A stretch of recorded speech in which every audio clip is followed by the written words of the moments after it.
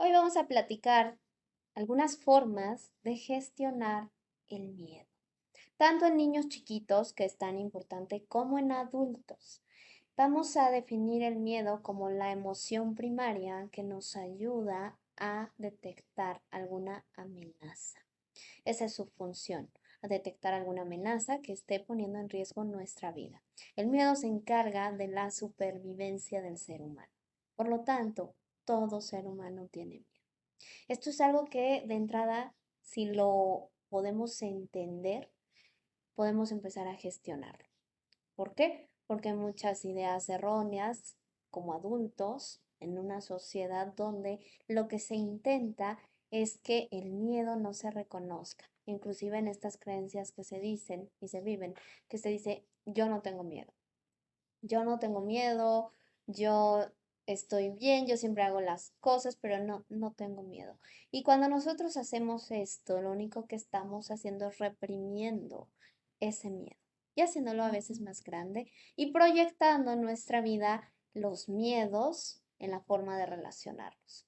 Y otra cosa, cuando tenemos niños pequeños en la crianza, es importante que si nosotros como adultas, adultos, reconocemos nuestros miedos, a ellos les vamos a enseñar lo mismo, a que reconozcan sus miedos y aprendan a regular el miedo. Y hoy vamos a hablar de eso.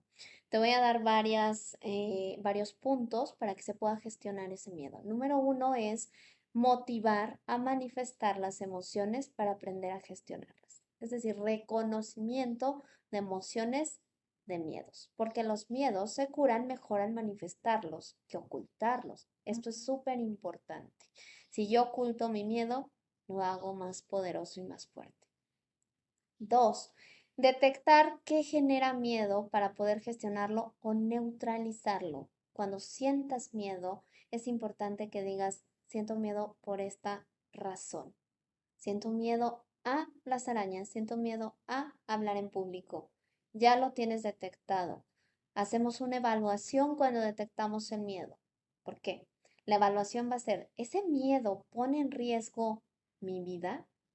Si la respuesta es sí, entonces el miedo me está ayudando a preservar mi vida y me alejo de eso porque pone en riesgo mi vida.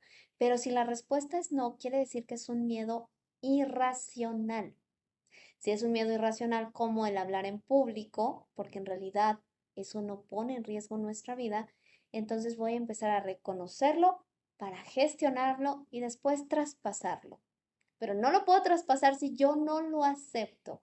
Eso es importantísimo. A los niños hay que darles esta gestión de una forma más pausada, con más paciencia. Es decir, primero tienen que saber a qué le tienen miedo. Y una vez que lo saben, es decirles, está bien, todos sentimos miedo. Eso de entrada a los niños les ayuda mucho a tener confianza en sus miedos para poderlos enfrentar. Entonces, clave poder evaluar si es un miedo irracional o es un miedo que realmente está afectando o poniendo en riesgo nuestra vida. Ahora, detrás de comportamientos de agresión hay miedos ocultos. ¿Por qué? Porque las personas se defienden. Y la agresión es una respuesta impulsiva e inconsciente ante algo que la persona está percibiendo que arriesga, pone en riesgo su vida o algo en su vida. Y se está defendiendo de una forma impulsiva y agresiva.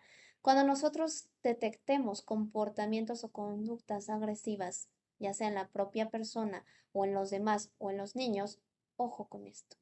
Hay que cuestionar, indagar de qué viene ese miedo, de qué va ese miedo, a qué le está teniendo miedo la persona.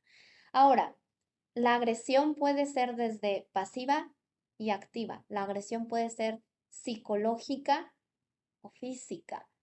No porque no exista un golpe no quiere decir que no haya agresión. Puede haber una agresión psicológica. Cuando se le dice a alguien, sabes que llorar es para los débiles, ¿por qué te estás comportando de esa forma? Eso es una agresión psicológica. Y entonces hay que revisar qué hay detrás de esas agresiones. Te dejo todo esto para que lo reflexiones, lo analices y en próximos videos seguimos hablando del miedo.